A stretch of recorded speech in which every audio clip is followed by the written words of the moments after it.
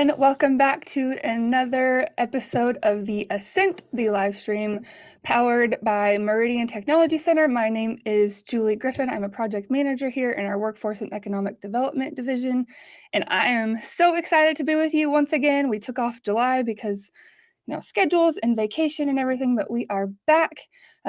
Our department never left, but we've got all of our teachers back on campus. We're having a great day together. And I'm excited to share with you today our topic and our speaker. She is a coworker of mine and one of my dearest friends. And I need to pause and take a breath and remind y'all that if you're here watching, drop a comment because that's how we know you're here. I know I have my channels paired. I know our guest has her channels paired. So if you're here watching, no matter where you are, drop a comment and let us know you're here. So with that, I am going to bring in our guest, Miss Marcy Luter. Hello. Extraordinaire and dear friend of mine. And there's our background that I forgot to have up a second ago. Welcome, my friend. Welcome to the Ascent. Thank you. I'm tickled to be here. I've heard so many good things from other guests of yours about how fun this is. I'm excited to get the chance to hang out here as well. I'm so glad. So why don't you, because I could talk about you all day long, probably not in the most concise manner, but so why don't you just real quickly tell everybody who's here a little bit more about what your role is here at Meridian and maybe how long you've been doing it, and then we'll jump into our topic at hand. Sounds perfect. So I have been with Meridian Technology Center. This is my 16th school year that I'm starting. I'm very excited about that. I started as a trainer actually for staff and leadership development types of programming.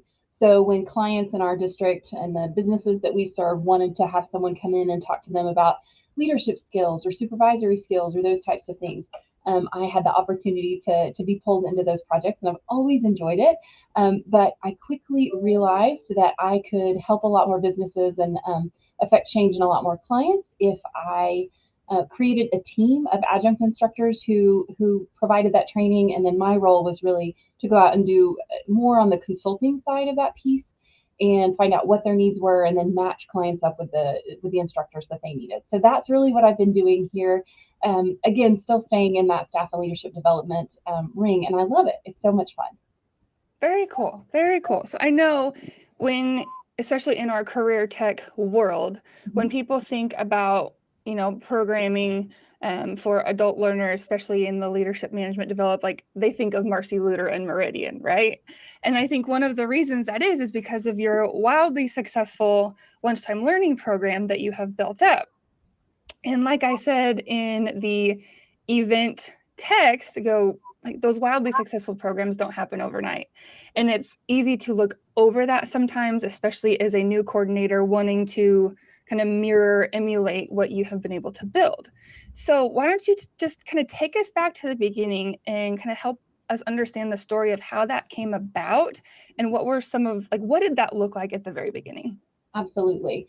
So my job, in my mind, one of the big points of my job is making Meridian's our campus here in Stillwater, as accessible as possible. We are very much a taxpayer-funded facility, and so in my mind, what better way for taxpayers to better understand what's going on with their tax dollars than if they can actually come onto campus and be a part of our activities. And so years and years ago, we decided it would be really beneficial if we could get more of our business clients on our campus. We have a beautiful facility. It's well taken care of. It's fresh. We always have new activities and cool things to see. But just getting people here, especially when they're not in that high school and young adult learning focus, is a challenge. And so we really wanted to get as many people here as possible to just see how great our facilities were. And at that point, there was programming provided by partner organizations of ours in like the HR industry, like high level, very important HR focus. But there wasn't necessarily anything for the group that I like to call needs to know enough to be dangerous. Right? They don't necessarily need like a PhD level of information in a certain topic, but they need to be able to know how to take care of those things. And what I have learned for a lot of the people that are in like those leadership roles or those supervisory skill roles, oftentimes they're the same people that take care of the payroll and they take care of finance and they take care of all these different components in the organization. So I really wanted to create some training where people could come in. And originally, the message was all about human resources. Our program was called HR Matters, and we really Okay. wanted people to come in and just learn a little bit more about the HR side of things. So we did things like diversity training and with supervisory skills and those types of things. And then a few years later, we came alongside and started offering some leadership training. And at Hmm. the time, we kept those tracks very separate, and that worked for a while. But then when we started talking to our clients a little bit more about specific topics they were interested in and those types of things, they were like, those programs, they didn't see the two separate tracks, the HR track and the leadership track, quite like we did. And so a few years ago, we made the executive decision to just combine it into one, and we call our series Lunchtime Learning. We started when we first started our programming. If we had 6 people, we were cash flowing, and we celebrated, and we had the session, and it was great. And like you said, now we're growing. We have about 110 chairs in our lecture hall, and we regularly run out of chairs, which is so much fun. It's such a great problem to have. That's awesome. What an amazing growth from having 6 people and celebrating that to being at the point where like cut off the registration. We Right, are full and we don't want people to have to stand during the session. right. That is so exciting. It definitely is. We always I always have hunches on what programs I think are going to be the big sellers for each Mhm. season that we offer training for. But it's fun because sometimes I'm correct and sometimes I am just wildly off course, and it's fun to be surprised as well. So it's cool. It's a really cool job. That's awesome. So over the years, when you officially became the Lunchtime Learning Program and you brought those two kind of career track trainings together, Mhm. what have been some of those more popular trainings or higher demand topics that people either keep asking for or the ones that sell out? Absolutely. So customer service is always a big deal. We see that ebb and flow every 2 to 3 years. Organizations are like, we have got to get back on track with customer service. We've got to figure out how we can up our game there. And so that's always one that's very popular. Our biggest seller last season was a class that was essentially how to get along with people that you have to work with, but you just don't really enjoy working with. It was wildly successful because we all have those people in our lives, whether it's personal life adjacent or work life adjacent, where we're like, man, if I had the opportunity to vote you off the island, I would take it in a heartbeat, right?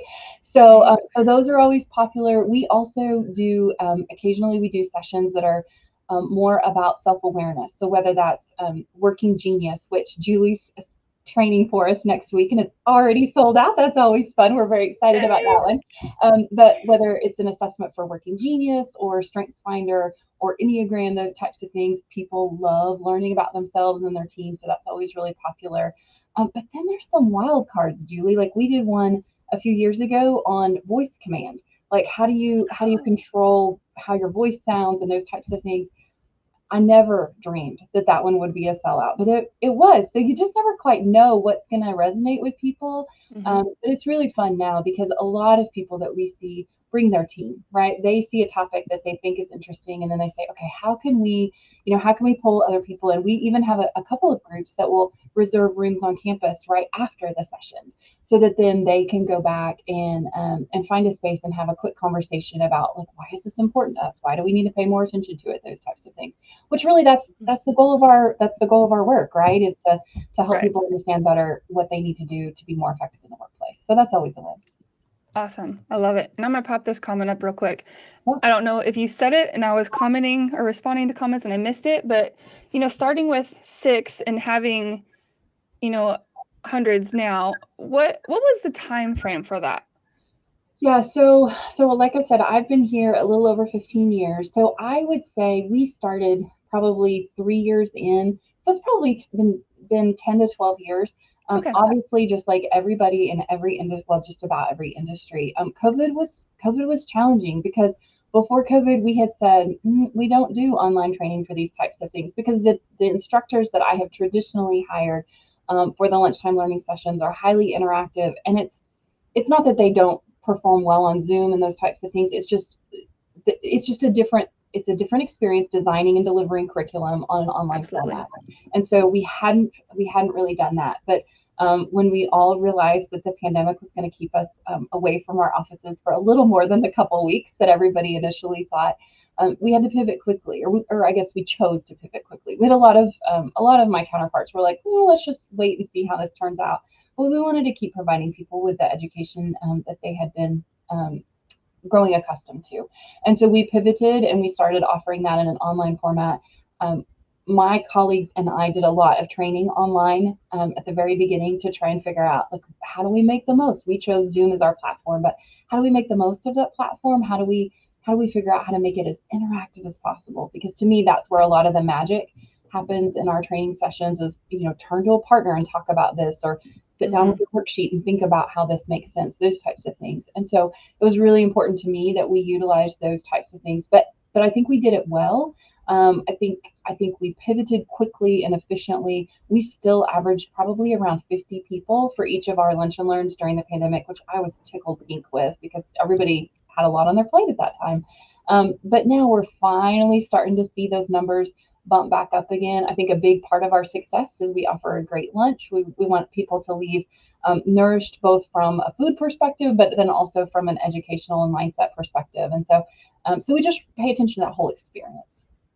Very good. And speaking from an attendee standpoint, because during pandemic time, I wasn't on the Meridian team yet. And so I was a participant in several of those.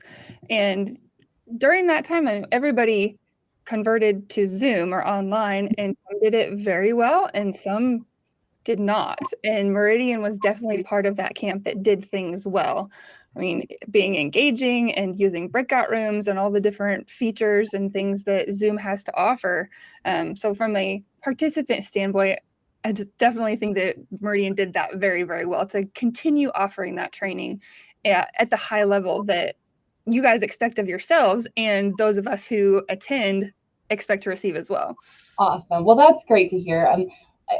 One of my personal philosophies is if you're going to do something, you need to do it well. You need to commit to doing it well. So I was so tickled that Meridian is such a supportive workplace in the fact that we said, hey, we don't know how to do this. I mean, I hadn't done a lot of Zoom before before the pandemic hit. And so trying to figure out what does that look like? And ultimately that only made us better, both myself and our instructors, trying to figure out, okay, what do we need, and how can we continue to deliver that even after a lot of the remnants of the pandemic have passed. We're still able to offer both of those options to our clients. And our instructors are so much more comfortable now, right? Because they had so much experience back then. Yeah. For sure. It was a great way to embrace, just continuing to serve people. Because I think that's really what our kind of role is here at Meridian, is just serving people. And I'm sure Dr. Major would slap me for not remembering what our vision and mission is since we just went over it. But I think what you guys continue to do through the pandemic, converting to Zoom, what you're doing now really kind of lives into that, the whole purpose of Meridian, what we do in workforce development. Yes. One of the phrases that you hear around here a lot is just meeting people where they are, right? Because everybody comes to our campus with different needs, whether that's a short-term need, whether that's a, hey, I've got a group of friends and we want to come and do a cake decorating class, whether that's, I want to transition my career or I need to upscale my career, those types of things.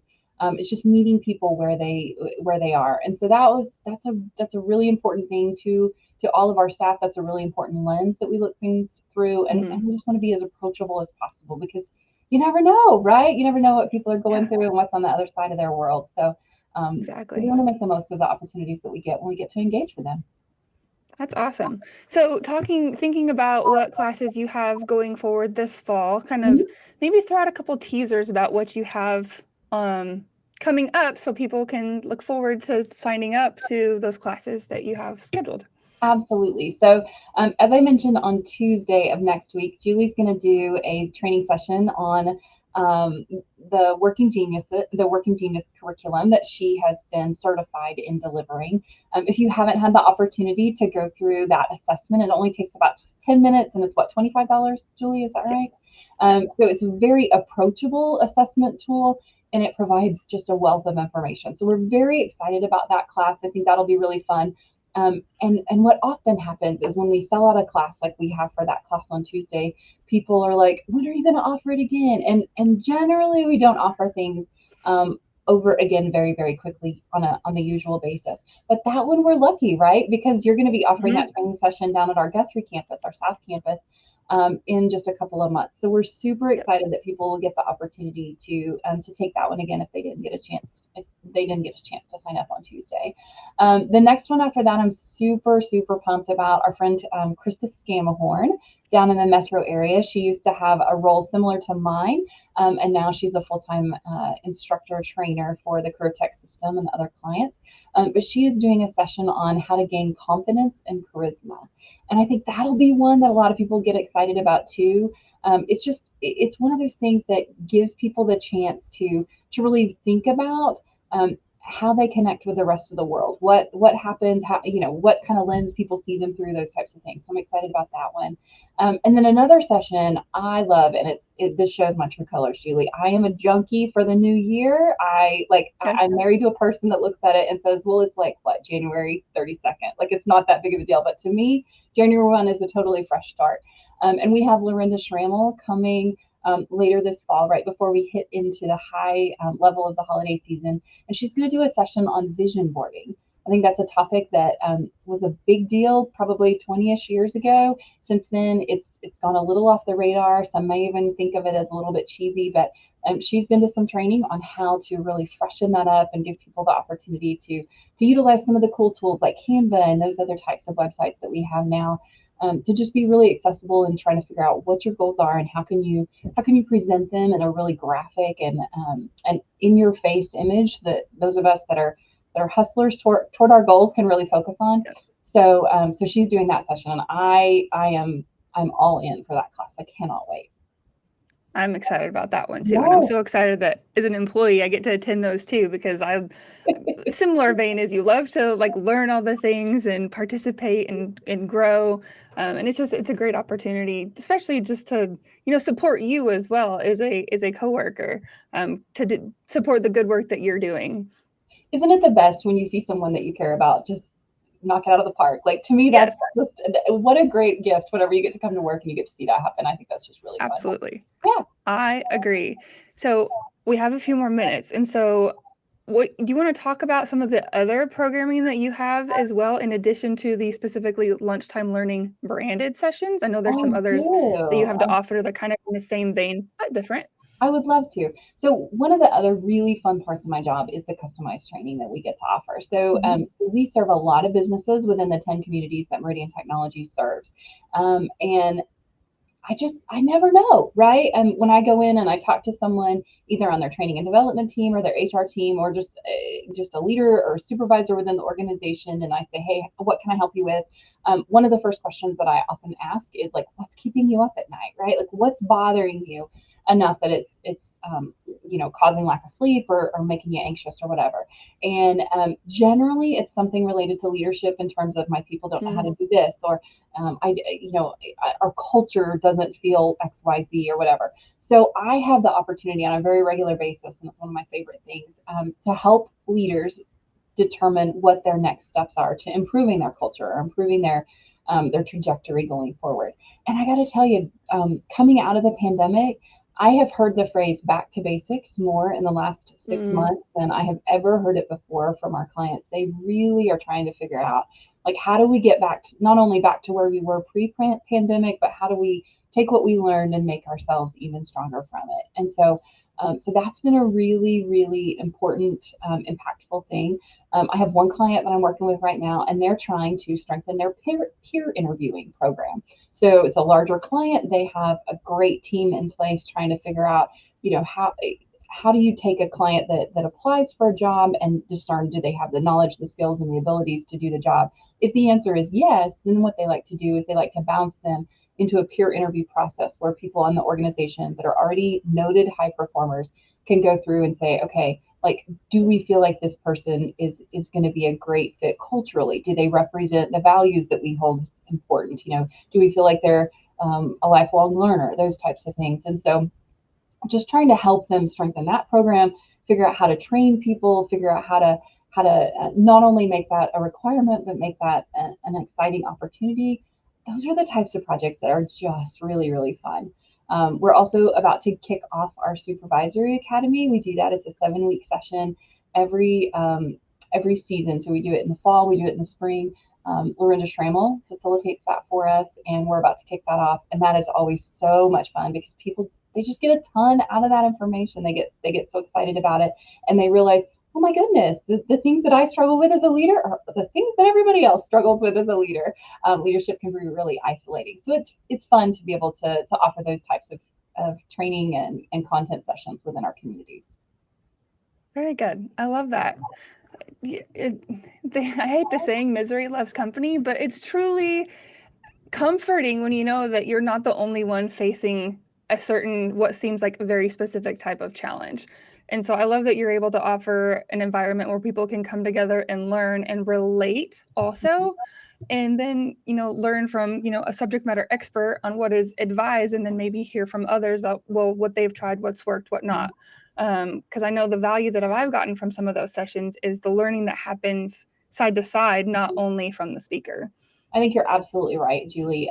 I learned very quickly in college that I am not a lover of lecture-based learning. I can do it. I'm a good student, and I can remember and recall information enough to take a test and do just fine.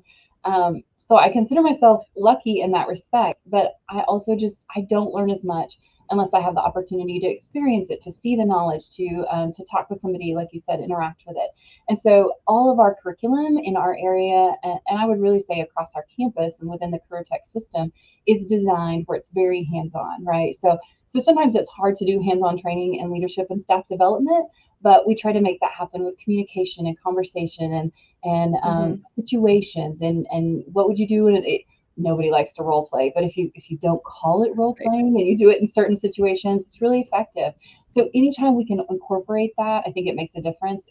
And to be quite honest, I think that's the secret sauce behind our lunchtime learning is we treat people like adults. We give them the opportunity to learn from somebody that's been through it, not just talking about it. And we give them a chance to kind of wrestle with it and figure out, okay, who am I in this? Where am I in this? What's my part that I need to own, and how can I make that better? And it makes all the difference when people walk away and they're just that much more confident in their leadership skills. That's a good day, right? Yeah, absolutely. That is a good day. So when it comes to planning your sessions, how do you pick them? Like, what is your process and how far in advance does that happen? So it's interesting that you asked that. I have tried a variety of different techniques over the years. I have gone from a very intense rubric to try and figure out, okay, like what are the combinations of things that people might like to learn about or might need to learn about in a leadership role. We've done extensive surveys over the years and different focus group conversations where we brought people in and said, okay, talk to us about what you need or talk to us about what other people need, those types of things. But quite honestly, my favorite way to do it is just to go with my gut. I have a tremendous group of instructors now that are just ridiculously insightful on a thousand different topics.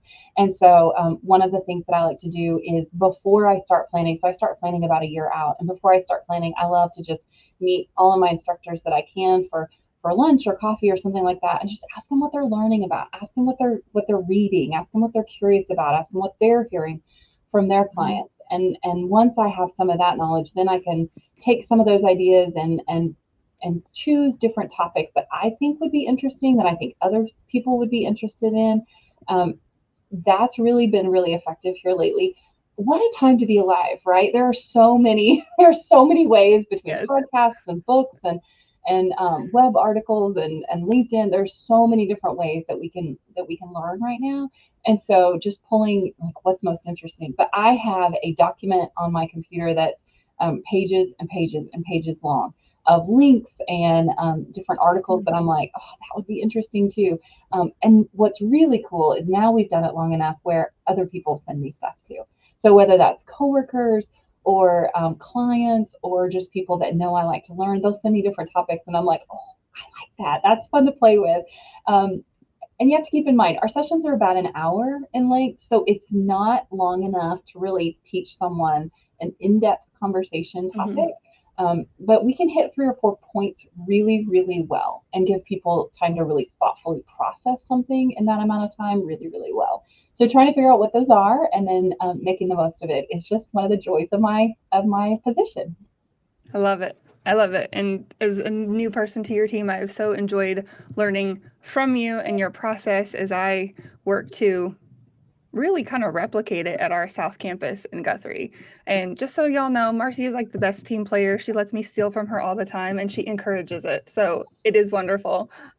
Well, and considering the fact that you have one of my sold out sessions, I mean, you're quite impressive yourself. It's so much fun working with you, Julie, and I just love our friendship. I love our teamwork, and I love the ambiance in our office. It means the Yes. world when you get to come to work and have fun every day.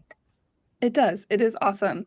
So you mentioned the sessions are about an hour long. Mhm. So let's go into some of the, you know, details of like when they are, or is there like sorry, there is a fly attacking me.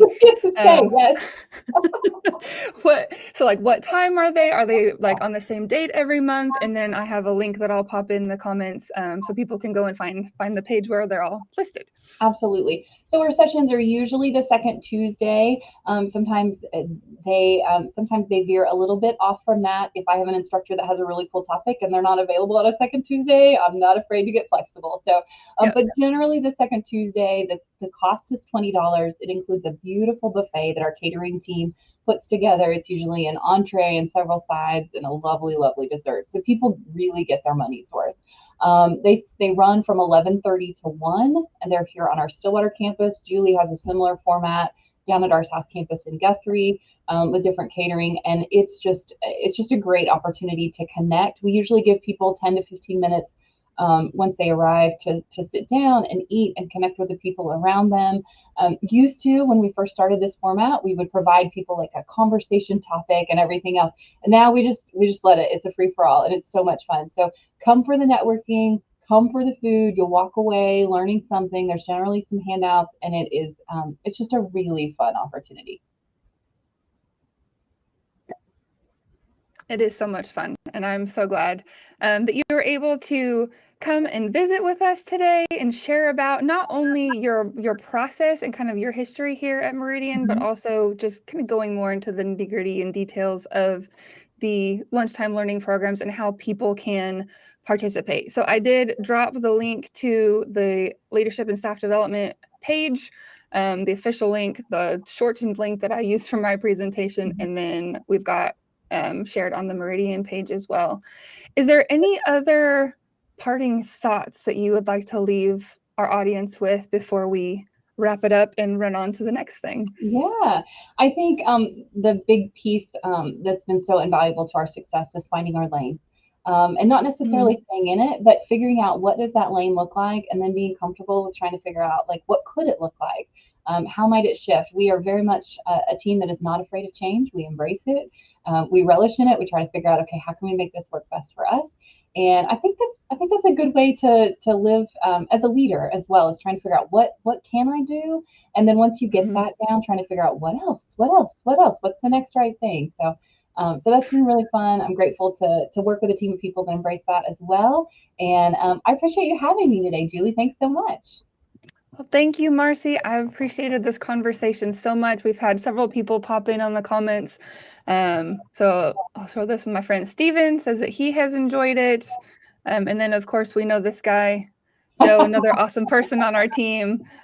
He's here watching too. Joe's doing great work as well. Yes. So we are 1 minute away from our deadline. I think that is a perfect way to wrap it up. So once again, everybody, thank you for being here on the Ascent. Marcy, thank you for being my guest. I hope to see you guys all again next month, the first Friday at noon. I don't have my guest for next month confirmed yet, but I will post that as soon as I do get it there. Hope you guys all have a wonderful August, and we will see you next time. Take care. Bye, everybody.